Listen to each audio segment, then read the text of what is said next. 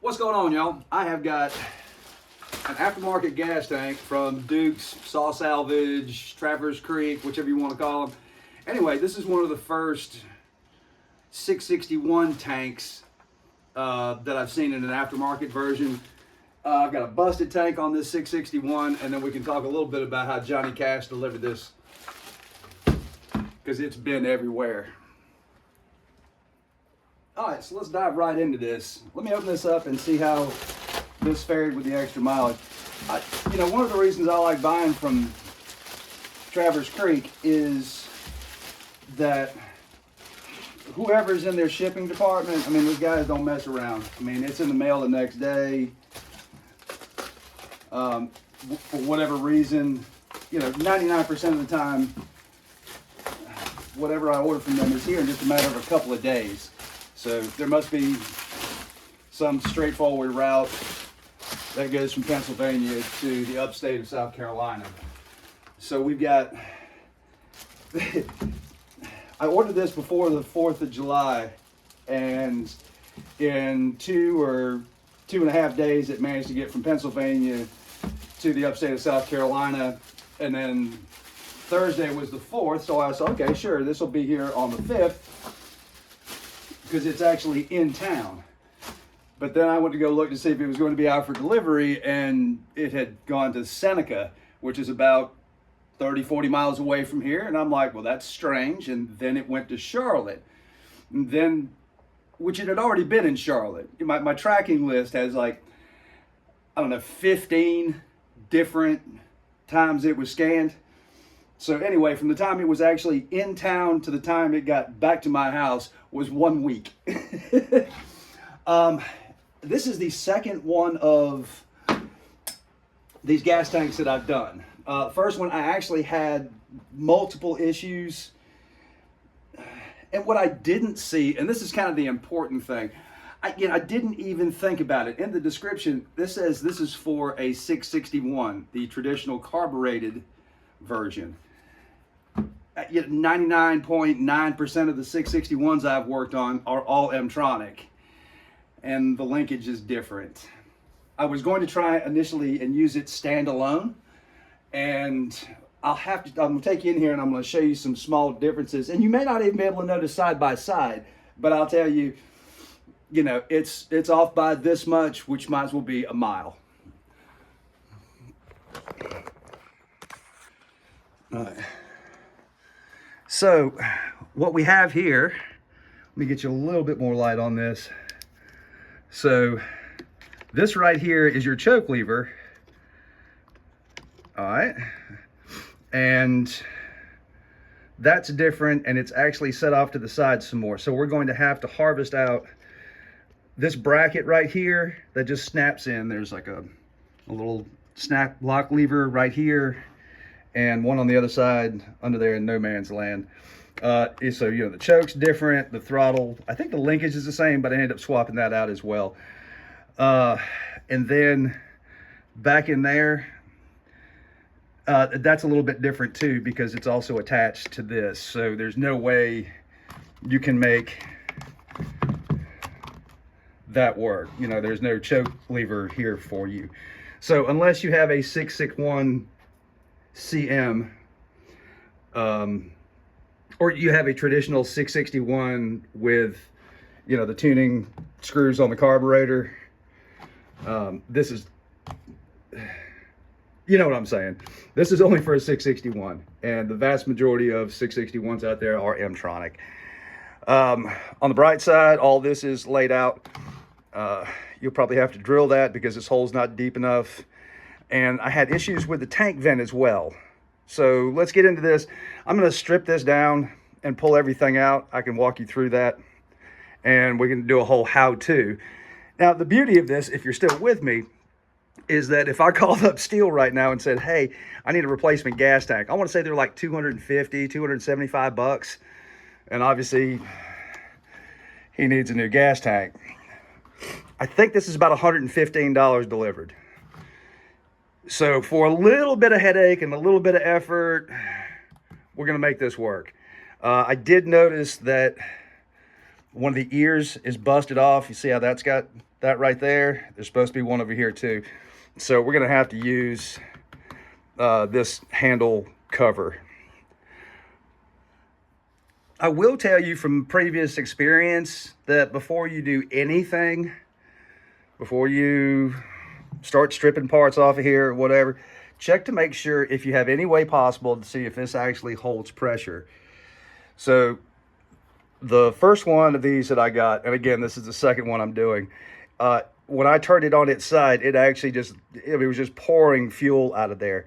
So I took the aftermarket tank vent out, and I took the factory one off of here, and I popped it in, and it leaked even worse. This has a larger O-ring on it than the OEM one does. So I took the factory O-ring off, put the aftermarket O-ring on there, snapped it in, and it actually sealed. This one is still holding pressure and doesn't leak anywhere. I've had them in the past where the seam wasn't melted together properly or the gas cap leaked, and this one again is still holding pressure. So that's fantastic. First thing we're going to do is strip everything off of here. I'm actually going to use the OEM wiring harness. So I can't really show you, but I guess maybe if we get in here a little bit, it's hard to get some light on that. So you got two prongs that go in and actually clip to that. If you just use your scrunch, sorry, I have to turn this around so you can see, and just give that a little push, you'll have to kind of get in between them and wiggle a little bit, and that'll pop out. There's a lot of rough edges on this, so we're going to go back and chamfer everything. You know, the mold quality on this is just okay, even for aftermarket. Let me grab another aftermarket tank and I'll show you what I'm talking about.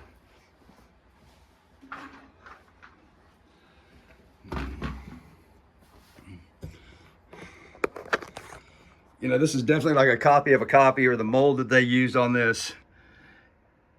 You know, it just doesn't look really crisp where all that is compared to the factory. You know, you look at this, you know, all the lines are really sharp and crisp and everything else, and you know, it's doable. It's not the prettiest thing. And I always trust Traverse Creek Dukes because, you know, he's a saw guy. You know, he's one of us. Let me get this out of the way. You know, and he takes a little bit of pride in what he's sourcing and what he's selling. So, oh gosh. The fuel line's really short on this too, and I'm not going to be using the fuel filter from this kit. I'm going to use that. You know, this comes apart really easy. You know, there's nothing hard. So this video is going to be longer than I want it to, but this is a good how-to because you'll have a couple of hurdles to jump through.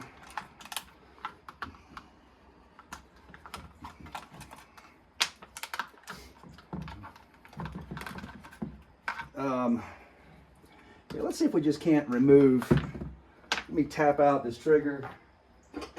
There's a pin right there. Pretty loose fit. And I'm going to keep all of these aftermarket parts separate so I don't mix them up. I mean, it should be pretty obvious which ones are. You know, Steel puts their name on everything. But make sure you can see this. So like I said, right here, just pry up on that and push out. And that'll get that side unlocked. And then the exact same thing on this side.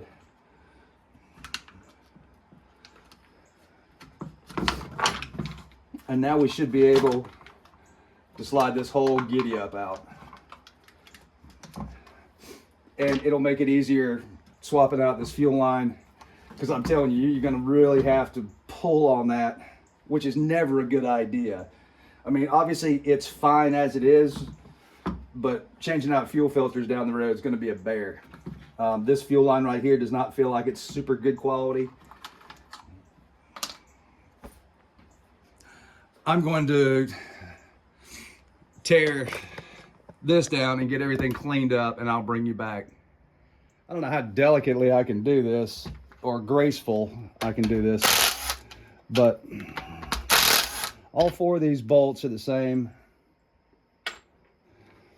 Let me tighten this up just a touch.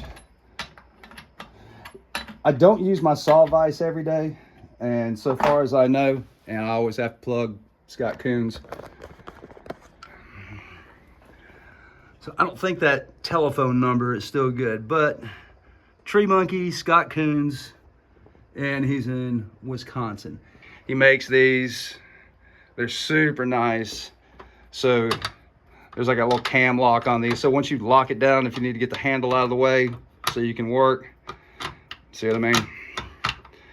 Anyway, rock solid and a super nice guy. If you haven't seen any of Scott's work, he's truly impressive.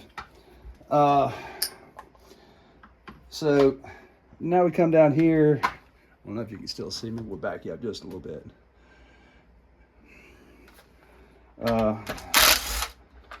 You know, sometimes it's easier just to take this bracket out, and the screw for it's right behind this dog. But usually, whoops, this one. Gotta get our anti-vibe spring out of the way, and just for good measure, we'll take the spring out. So again, just back to your scrunch, peel this back out of the way. You know, and there's some dirt in here that's kind of keeping this in its home. Come on, honey. Told you, this may not look graceful. Come on.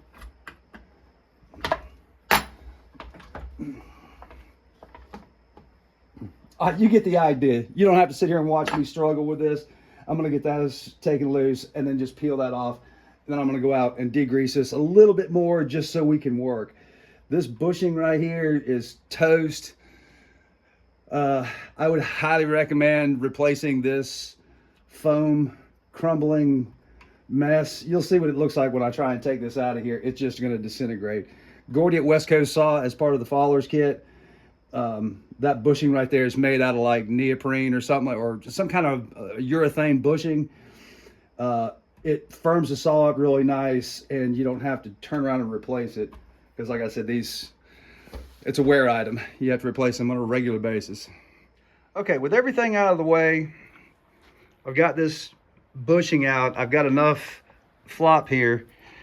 Now I unscrewed fastener that was holding this anti-vibe spring, and surprise, I don't know if I've got a spare one of these laying around, but this will give me enough room where once I disconnect this ground lead and I've taken the T15 coarse thread out of there for this, that I'll be able to take that and push it out and then get what I'm going to reuse cleaned up.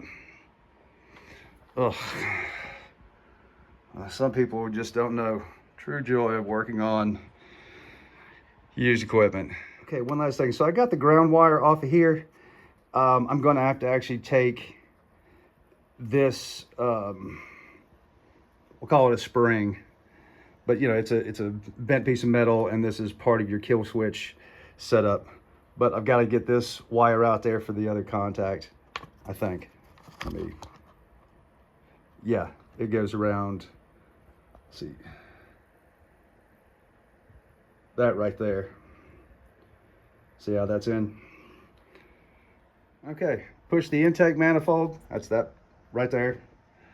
Push that through here, and then you'll have to reach around, and so that nipple right there is where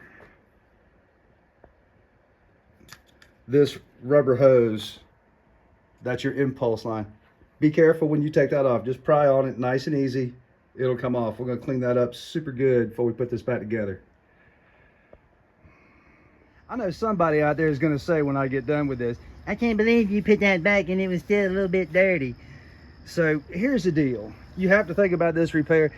This is a car wash, not a detail shop. I've got to get it clean enough to put back together without contaminating or getting anything inside where it doesn't belong.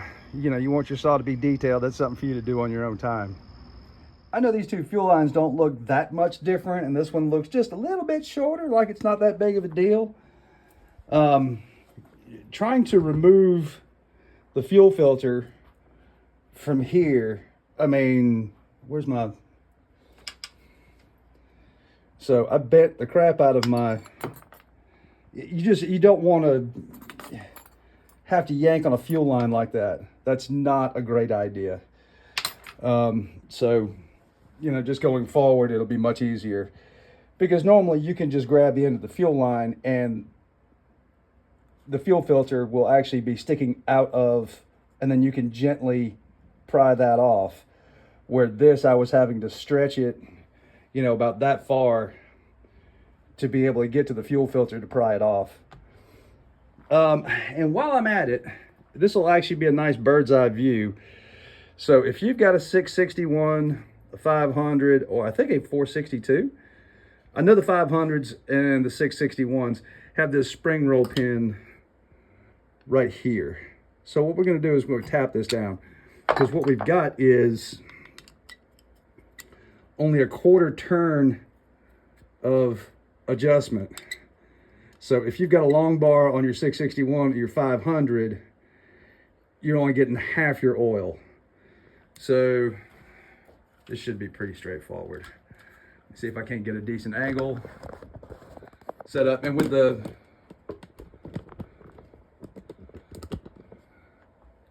you can kind of see. So anyway, all you want to do is on that spring roll pin, just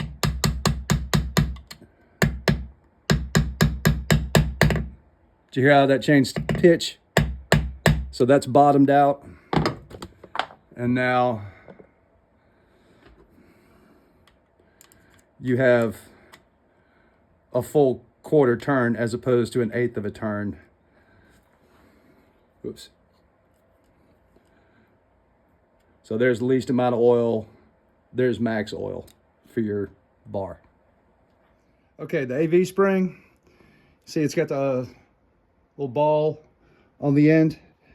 You'll have to kind of push that in and around and get that caught into, come on babe, you can do it. Get that in the groove and then just screw that on until it actually comes to a complete stop. So there's that. That's easy peasy. You know, it's just a fact. And luckily I did have a spare one of these around. This is the old one, and I had to do some real digging for this. I looked at a 500 that I had. It looks identical, but they are indeed different part numbers. The spring, I guess, is just a little bit more heavy duty, and there's something different about this. It's, you know, Steel will put their name on just about everything. So whether or not you can see that, they got the little Steel logo right there, and that says 1144. Anything proprietary to the 661 is going to say 1144 on it. And when I looked at this piece on the 500, it said 1147. So it is indeed a different part in one way, shape, or form. Okay, here's our factory trigger, and this is for the M-tronic. Looks like the part's the same. Everything on this is close. This is a really crude copy. The spring on here, I remember from the last one, was really, really tight for the operator presence lever and for the trigger operation. And the one from Steel has got the perfect amount of tension on it. So obviously we're going to be using that. The throttle lockout, this is the factory one. It's a little bit skinnier right here. This one's a little bit fatter. Where it snaps into the tank right here. The aftermarket one just kind of falls in there and it'll lift right out. Now this handle cover will hold it in place, but as far as even the used one that's factory snaps in there and it stays in nice and tight. It doesn't wiggle one way or the other. You know, you can see, if I look at that, you know, There's just nothing clean and crisp about this. I know I'm dogging the shit out of it, but you know, to save 150 bucks, I'm not complaining. I'm just telling you what to look out for, and just understand. You know, here's the aftermarket cover. I went over and chamfered all the edges, hit it with a little bit of Scotch-Brite, just to smooth things out. It's not made of the best plastic at all. You know, I'll leave it there. Let's put this sumbitch back together. Installing the fuel line, you know, just squeeze it, get it started, push it in there.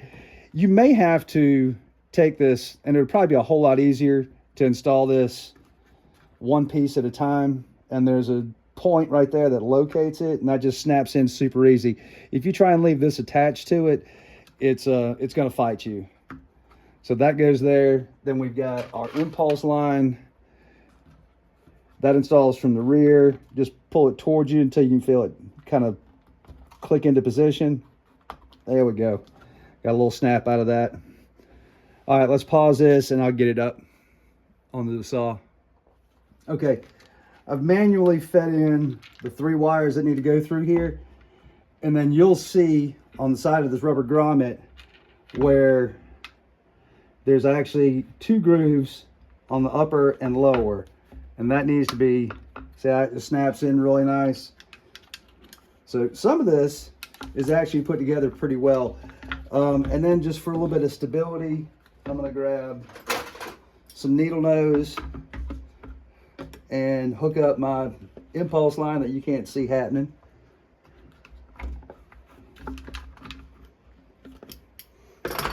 Boot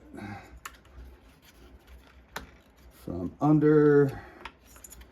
And try not to use tools for that, because that boot's really expensive and you don't want to tear it. All right, impulse line goes back on, and now I think we can start doing the trigger assembly and routing these wires. Try and get a better angle here for you as well. All right, I don't know how graceful I can be about this, but let's go ahead and do a couple things first. This is going to eventually end up right here, your ground, but you're going to have to pass it through that hole. Much easier to do out here than it is in the saw. And then it goes, so I'll go ahead and put that where it rests, and then we'll locate it back. It goes under. It's impossible to show, but there's 2 places where it keeps that wire safe. That little clip right there and that little tab right there. Then the other thing is your yellowish wire goes on right there. You know, this isn't hard, it's tedious. You know, this video might not be for everybody, you know, but you know, we all get these, you know, I'm going to go ahead and do such and such, but I need to see how it's done.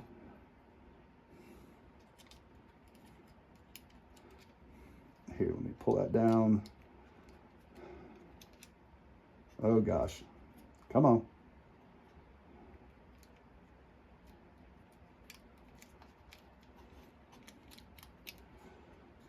It'd probably be easier if I took out the choke lever out of the way, but maybe I can, there it is. So this should just snap into place. I can put that back in.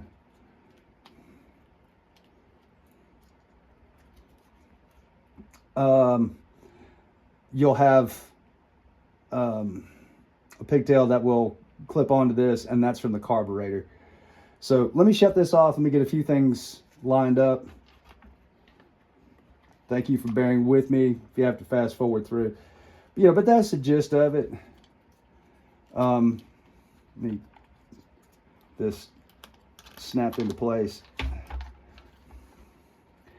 And again, this just slides right in here, and you'll just have to line it up. There it is. So just make sure both sides are lined up. and both sides snap into place. This doesn't snap really well. I'm gonna have to yeet on it a little bit. All right, this is gonna be impossible for you to see, so I'm just gonna go ahead and do it. Once you slide this on, just keep that out of the way. The red wire, it's going to tuck in to a couple of places right up there in the back. And this ground wire right here gets tucked in. And these don't hold the wires very good. You know, like I said, the tolerances just aren't tight. Normally you just be able to slide that in there and it'll grip it. And then that gets clipped to the metal blade in the back this way. Okay?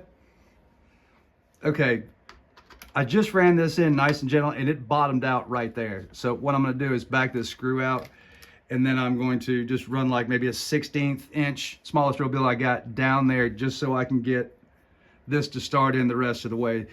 It's just not deep enough. And it's okay, you can go all the way through. But just make sure you're doing this with something really small. So that way you can actually put that coarse thread screw in without, so it'll still have some grip, okay? And let's see how we do. I'm gonna put some good forward pressure on there because I know that hole is gonna be a little tighter than it is factory. There, that bit really nice. And then we will tuck this wire in right here. Be real gentle with these wires. You can make sure your screwdriver is not too sharp or has any hard edges on it. So there we go. That way it stays out of the way and protected. All right, let's do the trigger. Just lay that in there. That's going to ride in there, and just line that up as best you can. And this pin actually fits better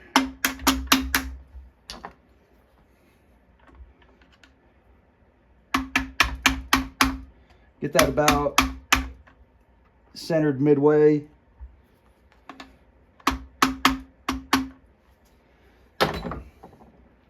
And you got your operator presence lever. Come on. There we go. So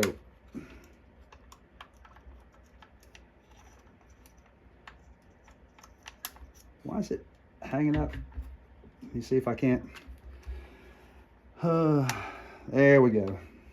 That's a tight fit. And again, like I said, you know, this is, you know, it's a pretty, the more time they spend on fit and finish, the better. We could tentatively pop this in. I won't be able to show you this operation up close, but you'll just need to reach up from underneath and advance the throttle arm forward just a little bit, and then you'll be able to hook in that U-shaped piece of throttle linkage. Okay, trigger's already set up, and then it just goes over the top of everything. Where you at? And so let's see how this snaps in. You want to catch it on the front side.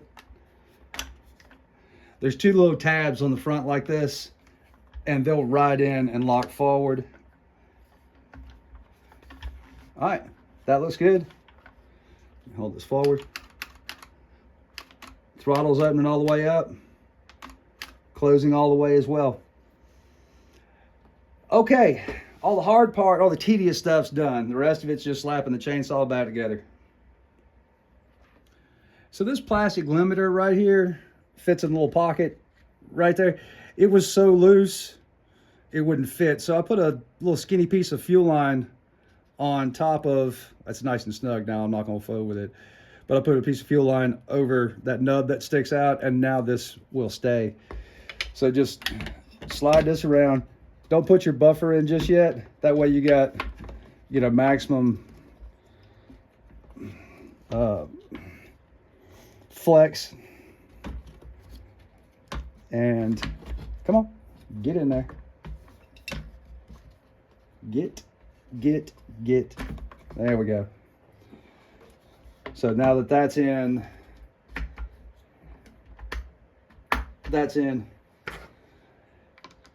don't forget to put that on, and now you can do your screws, do your buffer, and I think we're home free. All right, let's talk about this. Some of you may be thinking, geez, you know, all this fiddling and futzing you'd have to do this swap. This took me about an hour and a half, and that included about a half an hour of cleaning, a few extra minutes worth of chamfering and putting everything back together. But you have to understand, when you buy a tank from steel, you're still going to have to do all of this stuff. So, you know, the labor's basically the same, aside from a little bit of attention to detail on some of the rougher parts. But, you know, it's a good fix. Do I wish the quality of the tank was better? Yes. You know, I noticed when I was trying to tuck the wires in, you know, it's got those two little tabs that you're supposed to do that. They don't grip the wire really well. It is what it is. But it's a great way to save some money. Does it work? Yes. Does it hold pressure? Yes. I think this is a good fix. And if you watched all the way to the end, I sure do appreciate it. You know, years ago when I was doing this, if I had trouble doing something, you know, I'd YouTube it. And so doing some of these how-to videos, you know, don't do it incredibly well because they're a lot longer than I'd like them to be. But to be able to put enough detail where I feel like somebody can actually do this repair themselves as opposed to taking to the dealership, you know, because this would be a sizable repair at a dealership. You know, at my local dealer's at like $129, the big steel dealer in my area. And I think everybody else is like 100, 105, 110. I don't think there's anybody, somebody might be $98 an hour, $99 an hour. That adds up fast. Anyway, thanks so much for sticking to the end. If you like this, if it helped you, throw me a thumbs up, subscribe, and I'll see you on the next one. We'll do something a little bit more easy peasy and entertaining.